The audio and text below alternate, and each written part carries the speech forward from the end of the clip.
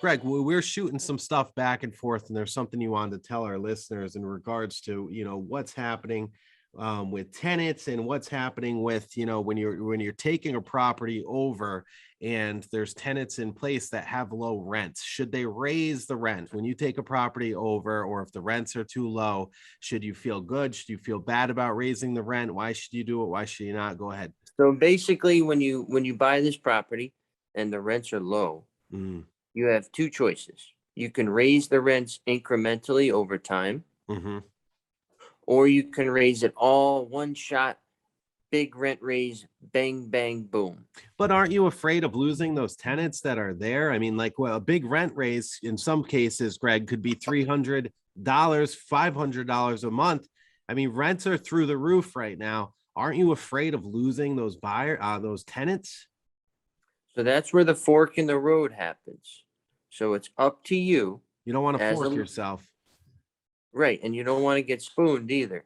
So you need to ask yourself, can I handle paying, for a turnover cost for an eviction if the tenant leaves, or can I not afford that? And, I have to raise the rent slowly because I don't want to lose the tenant. So it's up to you. Can you afford to lose the tenant, or can you not afford?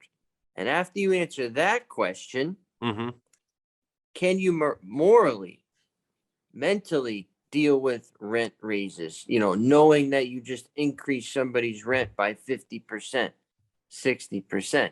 I can deal with that. I can go to bed every night with my head on my pillow, knowing I did the right thing, because I've been burned and effed so hard, so many times, that I have lost all of my concern and generosity because people have misplaced that, I guess you could say. So rent jacked up.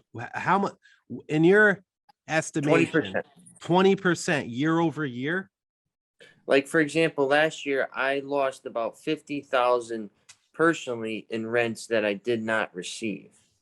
So imagine $50,000 in your pocket, in Sacone's pocket, in whoever's pocket, that was no longer and was ripped right from that pocket.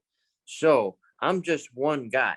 Imagine each and every other landlord that's not as good as I am at managing property, how much they lost. Oh, God. So that's another reason why you shouldn't feel bad about raising rents, is because last year you got really, really forked.